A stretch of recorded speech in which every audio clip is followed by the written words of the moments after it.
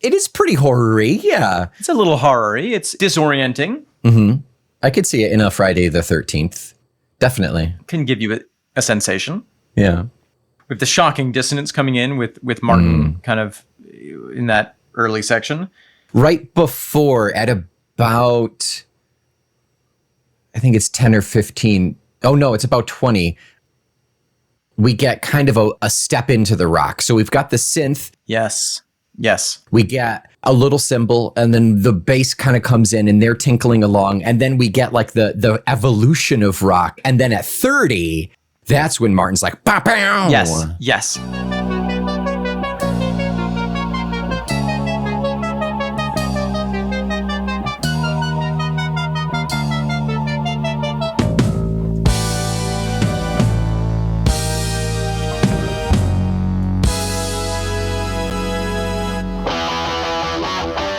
It does feel like, to put this in a dinosaur-ish context, it does feel like you have, what's the film? Is it Fantasia? Where you have like, it starts out and it's just like, crust of the earth, fire, volcanoes, rain, wind, crazy stuff. And it's all classical, like badass music. Yeah, and it shows you that primordial soup. And then as it goes, you see like the little nublet of life start to form and eat other nublets, and then something crawls out onto the land. That sounds very Fantasia to me. It's been a long time since I've seen it, but that sounds very much like it would be. Which, if it is, that means that Fantasia could not be shown in Florida schools. Evolution. Which is gay. It's that gay evolution. It's woke indoctrination of the sciences? Of science? Anyway. Yeah. I love the cymbal backbeat that you were referring to, and you're right. There is that moment where we sort of transition, and that was the moment where I was kind of like, oh, okay, I can grab onto something with this song. It starts to become like just a little more familiar. Like there's just a glimpse of like, okay, yeah, no, I get it. I see where it's going. I feel like I've heard something like this before.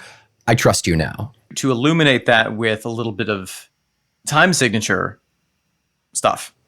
Please illuminate. Let's go out to hunt by numbers. Ian gives us the time signature as he counts us in. Oh, yeah. 1, 2, 3, 4. Okay, we know it's in 4/4 time. 1, 2, 1, 2, 3, 4. But then I doubted it in that first 30 seconds because I couldn't find that. I was like, 4/4, my bum.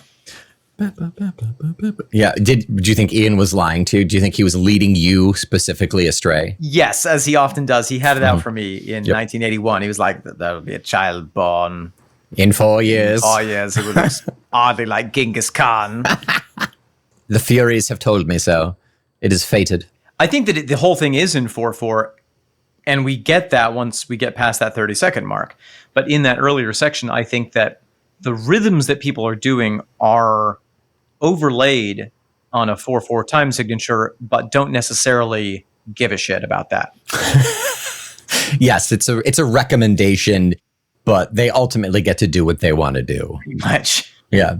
I think the synth is really the biggest culprit. The synth is all over the place. This whole song. Yes. I mean, even when we do pick up and get really rockin', the synth is always kind of there, ever present. Kind of lurks in the background a little bit at times, but it really, when it does decide to come back out, boy, it rears its head, and it's there in full force. It rears its head, and then it keeps rearing it and rearing it and rearing it, and you're like, my God, that synth has a very long neck. That's right. But a very tiny brain. Very tiny. Yeah. About 16 bits. And yeah, probably actually. And then at around roughly 2:20, the start of the kind of bridgy breakdown, there's a little part, the intro is just like, it gets really like subdued, and the bass gets some like, just like 2 or 3 like blimpy blips in there, and it's really great in the background. And then they go back into the heavier again, but they pull it back for just a brief moment.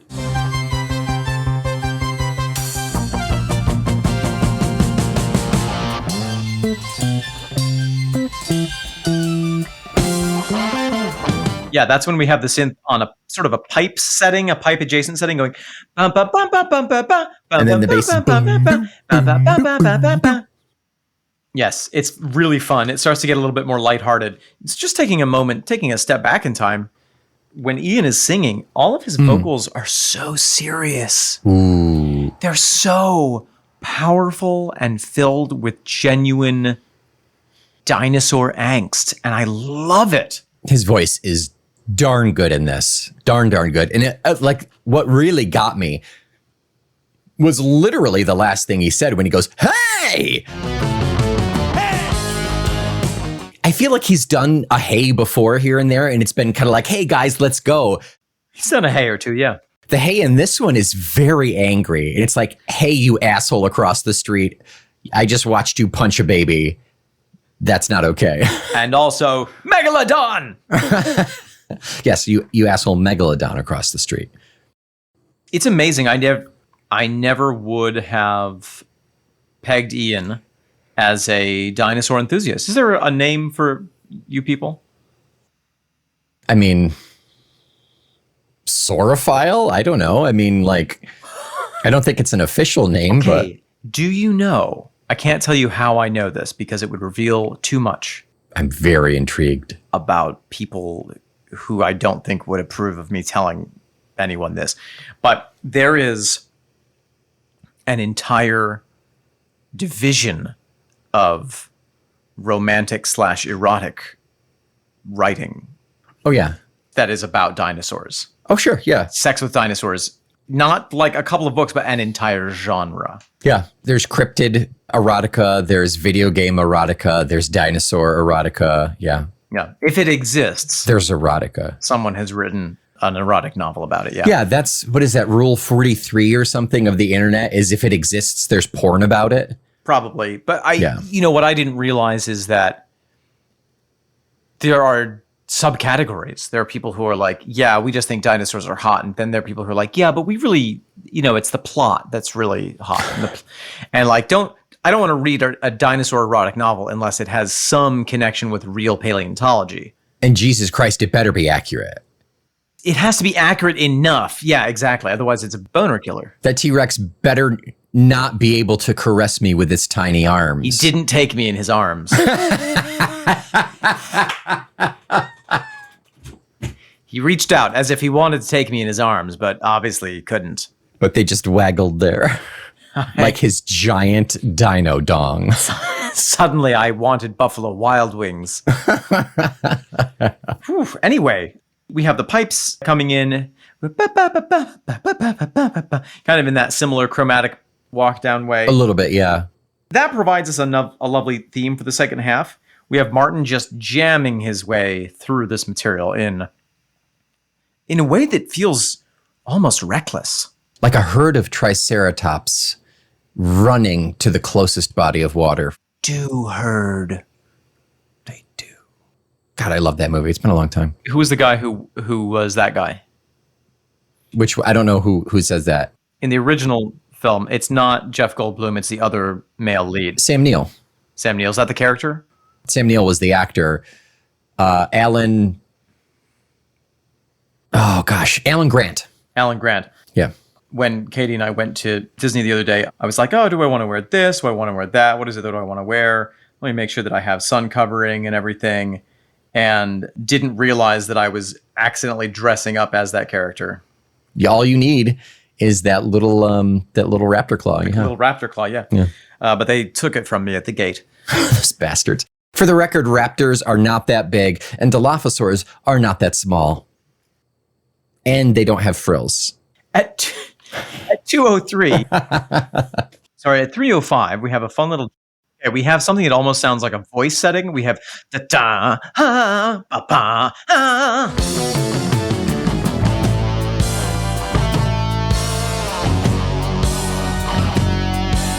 The synth is getting its workout on this song, for sure. Even if they lost money on all of the other synth songs, they're earning it on this one. Although it hasn't seen the light of day in 40 years, but still. This does have the PJV feeling. Yes. What could we do in a song about the most ancient thing in the world? Use the most up-to-date technology. And it works. That's such an Ian thing to do, though. It really is. Oh, yes. Oh, yes. Yeah. Fossils! Programming the CMI radio light. Fossils! Yeah. You missed your calling. David Pegg is not walking the bass. He is cantering and galloping the bass. He's dressaging the bass. He is dressaging the bass. He's fancy horse riding the bass. He's completely calm, but the bass is just prancing all around the enclosure, and it is delightful. He's often actually playing in unison with Martin, which is not an easy thing to do with how Martin plays. Yeah. He's doing all of those runs. It's really exciting. Then around the 4-minute mark, there's almost this kind of old-fashioned rock and roll.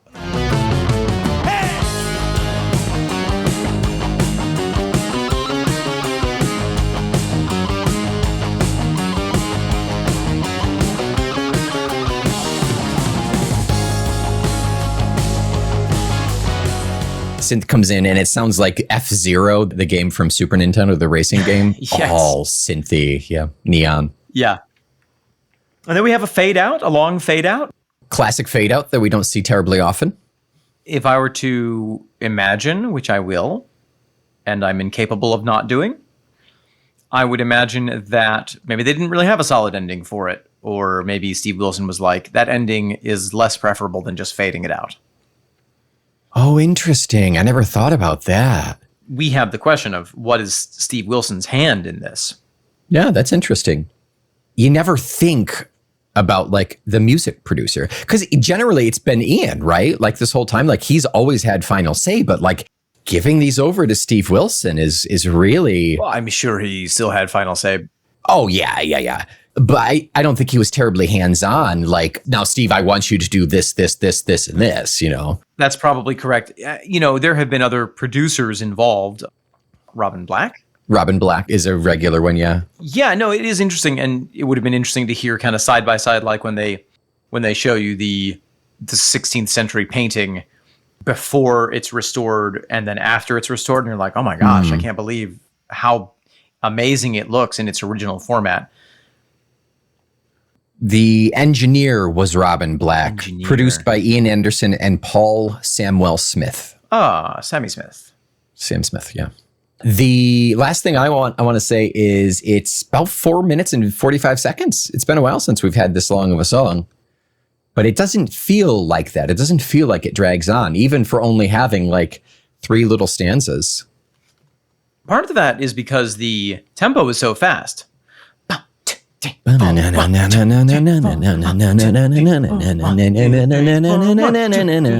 a pushing tempo, like it's a fast 4. Yeah. Meet Dinosaur. Here we are, halfway. This is the first episode that we're recording where I had the actual physical wherewithal to be here. No, the actual physical media of this Broadsword album. I got it on Saturday, so it was 4 days ago. And I hold in my hands one of the vinyl. Mm-hmm. So there's the Broadsword remaster. There is, is it a disc of, you would just call it a vinyl? A vinyl disc? A vinyl. There is a vinyl of the Maison Rouge demos, which is where Me Dinosaur comes from, DJ Dream, and Honest Girl. So this one, and then the next 2 that we'll be doing. Sure. But before that, we've also got a double disc set called the Double-Edged Sword. So cool. In which we have, among many others, we have Roland's Entry, Calafel, Return to Calafel, and The Swirling Pit, and Inverness Sleeper. So the ones that we've covered. You mentioned, I'm just chomping at the bit. I'm chomping on Herbosaur to hear about Ian's little blurbs that you mentioned that are associated with some of those tracks. Right. I'd be particularly interested in Roland's Entry, because that was one where the title of which we came up with some theories about with the Roland synthesizer, and I'd be interested to know how wrong we were.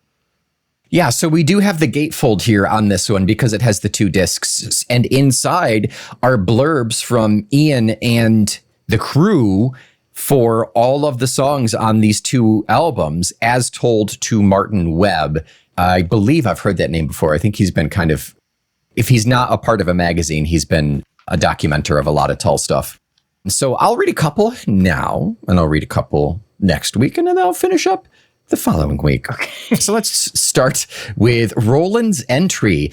I must admit, I have no recollection of recording this track at all. The notes on the front of the tape box indicate that it was recorded around the same time as Too Many 2, but when I listened to it for the first time in nearly 40 years, I wasn't even sure who was playing on it. Wow. However, Martin Barre has assured me that it sounds like me on keyboards, so I guess it was a case of me playing with my new Roland Jupiter 4. Oh? And Jupiter 8 toys. My God. Yep. As to the original title of Intro Music to Album, it might have been a tape op's invention as a working title, but it sounds a fairly plausible suggestion. Somewhere along the line, we'd have been thinking, how do we kick this bunch of recordings off? Look at that. Wow. So, for once, our wild theory actually turned out to be exactly accurate. He was playing with a new Roland. That was 100% you. Yeah, absolutely. We all take credit for everything. Oh, the collective momes. Yes, the collective, the shared. We are the collective momes. You know those Greek fates where they share an eye between the three of them? Yeah. That's like us, except there's only two of us and it's a brain cell instead of an eye. That sounds right, yeah. It's my turn with the synapse. No. So yeah, but it sounds like they didn't name it Roland's Entry until they dusted it off and built it here. Right. It was the intro where Ian plays the Roland intro. Right. Roland's yeah, Entry. exactly. It was kind of, you can almost see the evolution of that name. That's really, really, really cool. Oh, absolutely, yeah. So next we'll wrap up with, I think we'll do Calafel and Return to Calafel. Let's do. And this is from Martin. To remind our fair light CMI listeners. Our light CMI listeners, we deduced that Calafel, in our interpretation, was a place in Spain on the southeast coast, sort of down the road from Barcelona, and we thought maybe it was a vacation spot. Right. According to Martin, I don't think that this tune was written with a view to including it on the Broadsword and the Beast album. There was never a concept of me writing material specifically for Tull albums back then. This is a Martin piece. What? It was more a case of me writing instrumental music as and when I got the urge and inspiration to do it. And I happened to write this in 1981. But I remember rehearsing and then recording it with the band, so there might possibly have been an idea to incorporate the music into one of the songs. My role in those days was to write into the arrangements, do little passages of music that would then fit into a bigger piece of music. It obviously didn't get used on Broadsword, but we did incorporate one of the riffs into 1988's Part of the Machine. Oh yeah, that's right. We called that. We listened to it. We couldn't think of it. So I asked in Discord, and Jupson within like an hour was like, oh yeah, that's Part of the Machine. Oh, wow. Wow. Special thank you to Jupson.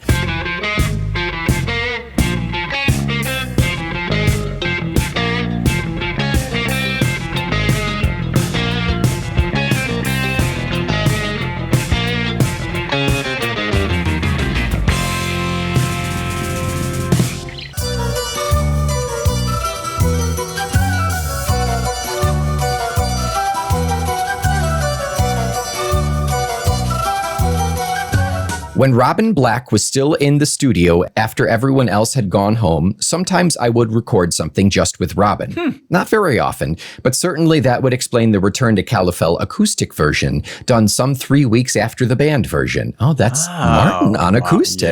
Yeah. Okay.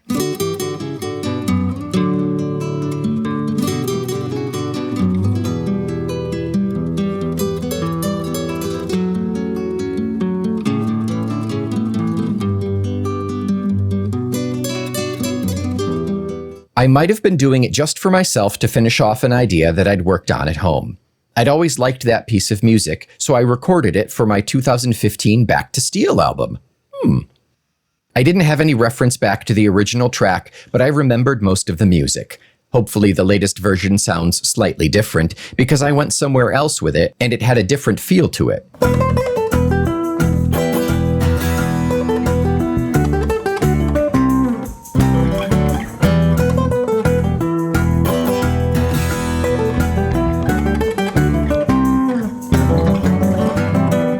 It was an idea, and some ideas die peacefully, and quite rightly, and others deserve to have some sort of recognition. In my mind, I decided that I'd like to make that one official and have it somewhere on record, excuse the pun, as a piece of music that I enjoyed writing. The working title on the 1981 tape box was Martin's Quirky Instrumental, so I named it Calafel in 2015. When I was about 8 years old, I went on a holiday to Spain with my mom, dad, and sister. Wow. That was in the days when you drove to Spain from England, which took a long time, obviously. The place where we stayed had no tourism there back then, and it was very basic and very Spanish. It made a big impression on me with its low-rise hotel almost on the beach, and yet I never remembered where it was other than being somewhere near Barcelona. Decades later, we were playing the Tullianos fan convention in Gava, which is an inland town a few miles from Barcelona. I went running along a beach at Calafel farther down the coast on a very hot day, and I passed a really run-down building which looked like a hostel or something, and it suddenly clicked. It was the hotel we'd stayed in on the family holiday. Wow. I couldn't believe it. It just had that connection with my life, a private memory, so that's what I called the instrumental piece to memorialize it. Amazing. Amazing. So that Awesome. makes so much sense that it's a Martin piece because it's so guitar heavy.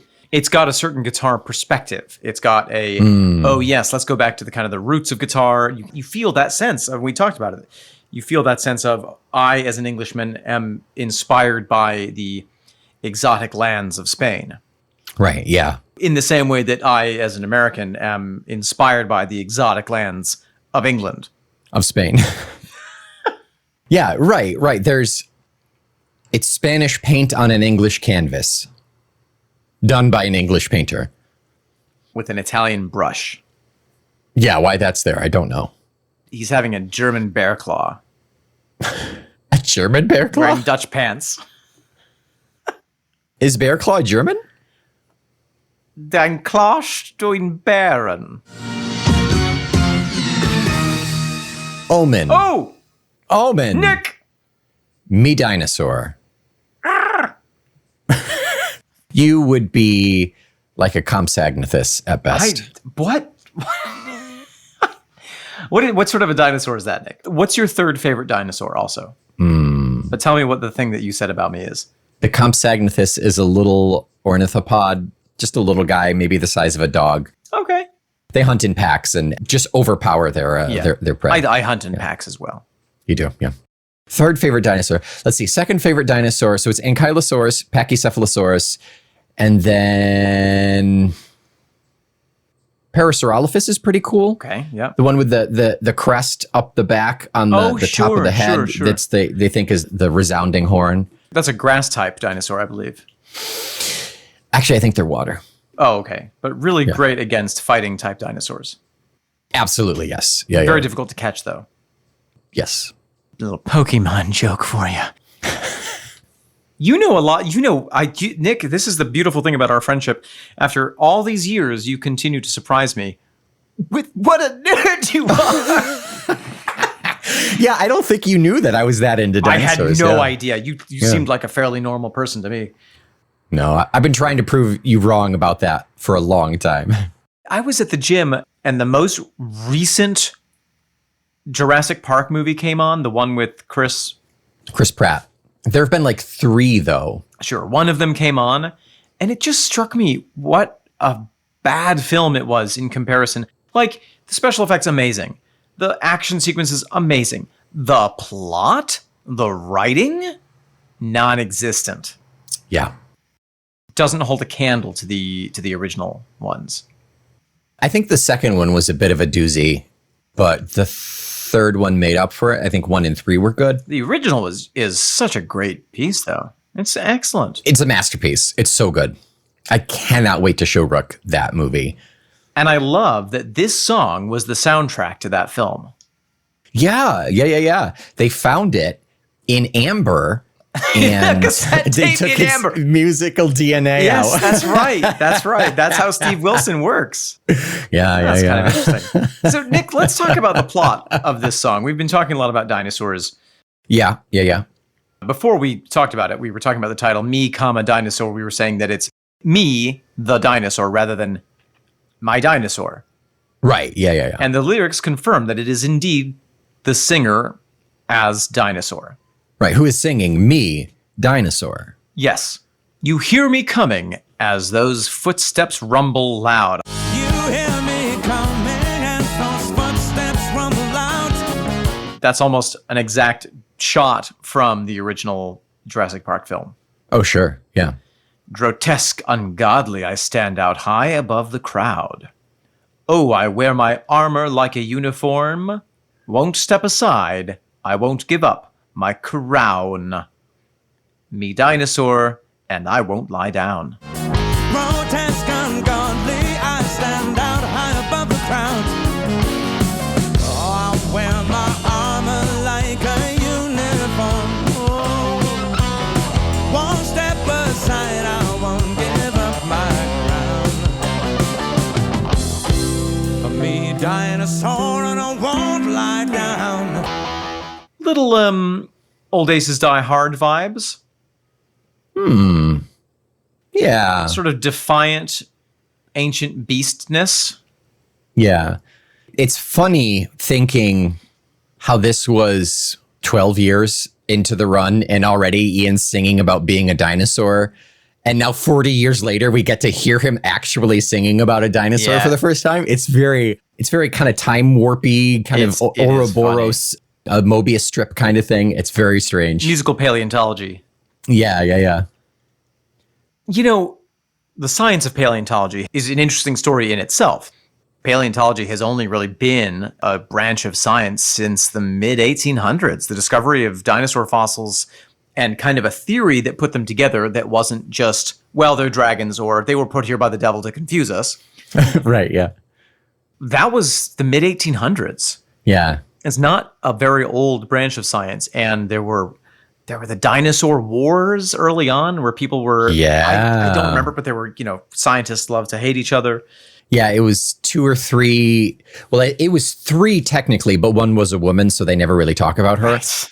There were a couple women paleontologists who discovered so many fossils very early on. Of course, didn't get much credit for it, of course. Yeah, but it was James Othniel Marsh and one other guy that it was basically like, I want these bones. I want to be the one who discovered them. Right. They sabotaged dig sites and stuff. They didn't care if they ruined the bones in the process. It was just, I want the credit for this. Yeah, crazy stuff. Yeah. And every year there are new discoveries.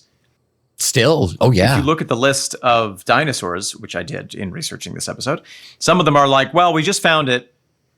Don't know anything about it. Right. We literally found it last year. Right. So I wonder what was the perception of dinosaurs in the early 80s.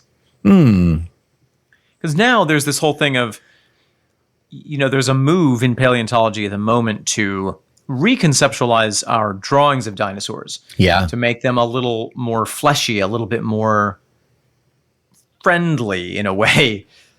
Because they have these bones and these protrusions, and for a long time the thing was to draw them to make the image as kind of scary and shocking as possible based on that bone structure. Yeah, right. But then if you take the bone structure of a seal or a cat and give it the same treatment, they look terrifying. It's terrifying, exactly. And I think it's partly because the science has gotten better and they're able to say, oh, wow, actually this part of the rock does represent the impression left by some fleshiness. When they reconstruct I hope they make me thin. Anyway, so, every decade there's a different approach to paleontology. So I wonder what was the current theory of dinosaurs at this time. They probably still had them walking upright. You see, there's really old, like, claymation versions where the T-Rex and the Allosaurus are basically up and down. They didn't have them kiltered over the keel bone like an actual bird would be. Sure. They just didn't know. Did I ever tell you, I think I might have told you about this. Did I ever tell you that the very first time, like, someone went to the Arctic or whatever and brought the body of a walrus back? Oh, no. Like for study, for like they brought it to the London Museum of History or whatever. They could only preserve it so well. So when the museum got it, they had no idea that it was like just kind of like a baggy, flabby animal. So they stuffed it full so there were no wrinkles. Right. So it's just this massive giant round thing with tusks. Like a Kirby. Yeah, exactly. So I just did a little quick research, and it turns out that the Alvarez theory, or the theory of asteroid extinction, or a mass extinction caused by an asteroid and kind of nuclear winter event. That was a theory that came out in the early 80s. Oh, interesting. Okay. And as we look at these lyrics, me, scaly beast from another time and place, some roaming asteroid nearly put me flat on my face. Me scaly beast from another time and another place. Some roaming asteroid nearly put me flat on my face. Ian's taking the most current theories about dinosaurs and whacking them into his song. No time for evolutions, no new high fashion deals, don't wait around, I have no plans to be gone, me dinosaur and I'm staying on. And on, and on, and on. No time for revolutions, new high fashion deals. So don't wait around, I have no plans to be gone. I'm a dinosaur and I'm staying on. And on, and on, and on. So the different dinosaur periods, the Cretaceous, the Jurassic, and the Triassic. Triassic. I'll try anything. I'll try any Asic once. There you go. Those were marked by different extinction events, I believe. They were not as massive as the one that fully killed them off, but there were kind of ebbs and flows. And very rarely did you see something so similar from one period to another. Right. The reptiles still kind of ruled the land, but it's like early hominid versus us. Like they were a completely separate species. They did their thing, and now we are doing what we're doing. I remember reading that the die-off at the end of the Cretaceous was actually caused by a dinosaur who, when they received their meal at a restaurant and the waiter said, "Enjoy your meal," the dinosaur said, "You too," and then went extinct through embarrassment. Just died straight up that way. Yeah. Died of embarrassment, yeah. The whole species. Yep. I've done that plenty of times. I've gone extinct plenty of times. Oh, I move in measured gait and sure and stately style. Oh, it's almost iambic pentameter. It's iambic, but it's dosometer. It's got 12 syllables. Dodec is 20. Unhurried elegance, I walk on a running mile. Yeah. Oh, what's all this fuss? Why all this need to change? Enough modifications undergone. I move with measured gait and a sure and stately style. Unhurried elegance, I can walk on a running mile. Oh, what's all this fuss? Why all this need to change? Oh, enough modifications undergone. It's interesting. It's about like, is it about a dinosaur refusing to evolve or expressing the will to survive or the will to evolve to ensure its survival? It's interesting. There's a lot of themes going on here. Yeah. And all of it, I mean, I could be completely wrong, but all of it to me sounds like a rock band who just picked up the synth and is trying to evolve. Also interesting. Yeah. There is a reference in a later album to dinosaurs, and what is it? Really? I feel like it's in .com. Oh, wow, that far. The dog-eared years. Rusted and ropey, dog-eared old copy, vintage and classic, or just plain Jurassic, all words to describe me. Rusted and ropey, dog-eared old copy. Vintage and classic, or just plain Jurassic, all words to describe me. Knew it was in there. Good call. Definitely a lot less dino-centric, but a good callback. I mean, and that's not a terribly uncommon phrase to refer to something as Jurassic in terms of being just straight up old and antiquated. I think that was maybe the first time that I had heard it. Okay. So it really sunk in for you there. It did. It was life-changing. It's just a little.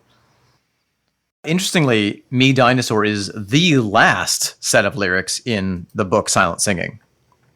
Oh, that is interesting.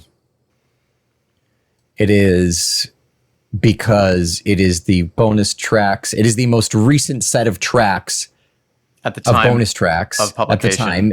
and it's alphabetical. Right. So I do think that there's something there, Nick, that Ian has this perception of himself as resisting the forces of modernization, resisting the forces of fashion, of trends. At the same time, he is evolutionary. He's always looking at what's the new, let me get my hands on that new Roland. He's a contradiction, like all interesting people. yeah, exactly. It's so fascinating. He's an iconoclast, but he's also an early adopter. But by the time he's done with something like the synth, It's cool. it's cool. Exactly. Yeah. By the time he finished with that Lyricon, everybody was playing the Lyricon. He's an iconosaur. That was good. Thank you. And like you said, he is expressing this thing of I won't evolve and expressing that on the most recent technology. I think that's the perfect way of summing up this song. And I like it. I would rage drive. I would drive 20 miles over the speed limit to this song. So what's your excuse up until this point, having never heard this song? No, I always drive 20 miles over the speed limit. So there's nothing special about this song at all. I would enjoy driving 20 miles over okay. the speed limit to this song.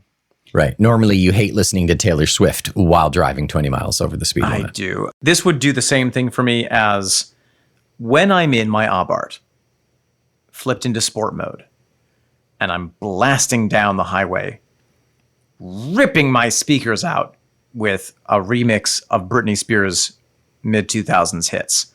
I would equally happily blast me Dinosaur. I'd equally happily blast me Dinosaur. Ooh, that's different. You got to pay extra for that one. It's definitely got a different flavor, Yeah. and I can understand why it wasn't included. And what a fabulous track. What a treat that we get to listen to it. It really does feel like we've unearthed some new species of Jethro Tull, and it will live forever in the museum of my head. Perfect.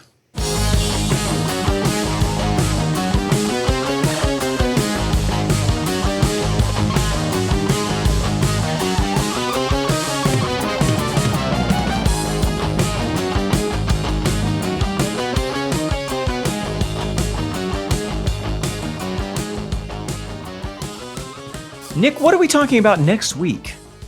Next week is the penultimate of these broadsword bonuses already. Shocking. Shocking. We are on, it's Honest Girl? It's Honest Girl. Okay, great. Looking forward to listening to that. Until next week, I have no plans to be gone. I'm Omen Thomas Sade. I am grotesque and ungodly. I am Nick McGill. We are high above the crowd, the feckless momes. And this is the roaming asteroid that puts you flat on your face. Talk Tull to me.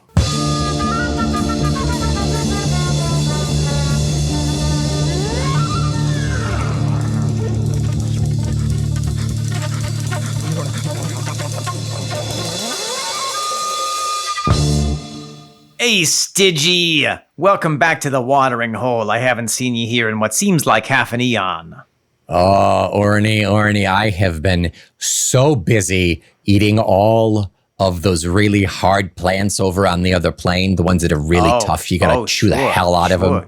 You know, when we was coming up, it was all ginkgos and cycads and foins. There was none of these newfangled deciduous multi-seeded plants, what they got newfangled going on now. It seems like you got to eat a whole belly full of them to get a single calorie.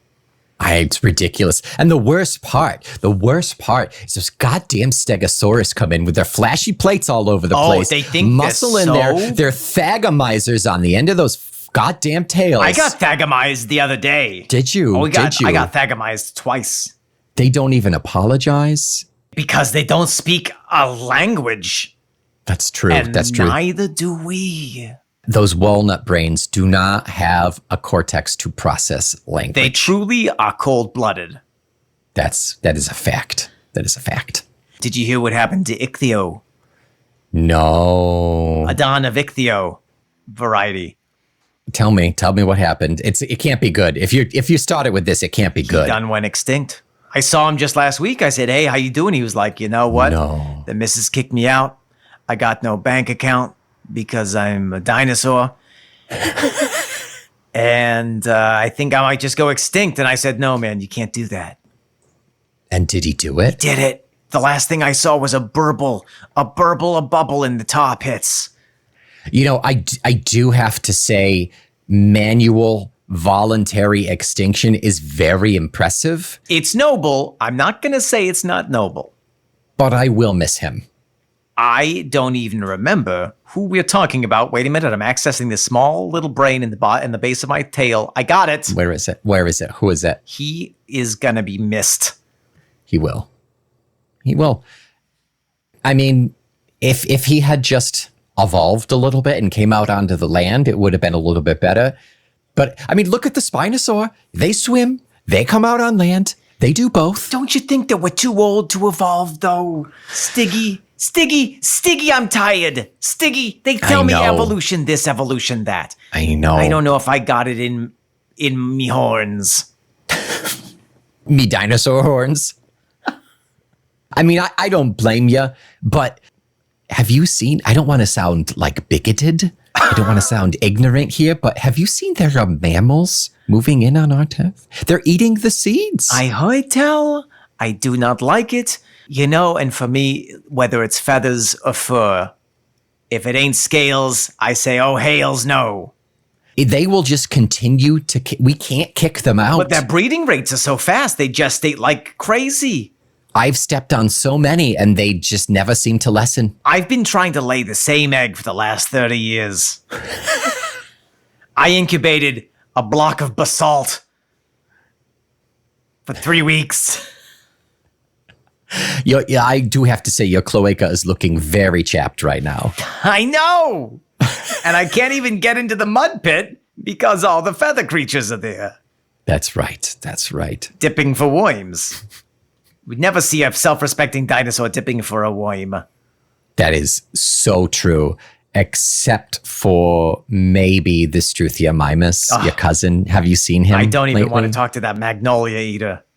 He pretends to have fur. Oh my That's God! how sad it is. Oh my I know. God. It's sad. It's sad. Next thing, we're going to be grooming each other socially instead of just roaring our feelings. Oh, God. Please. You know, sometimes I am so sick of this world.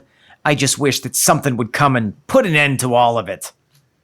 Yeah. Something like just a big slap on the face from the great dino hand in the sky. Yeah. Something hot, something rocky and hot, like yeah. like a podcast. Ooh, that would end it. That would end it, definitely. You know, if going extinct was as easy and pleasant as listening to the feckless moans, I would have gone extinct millennia ago. You know they're a proud member of the Feckless Momes Audio Network, isn't it?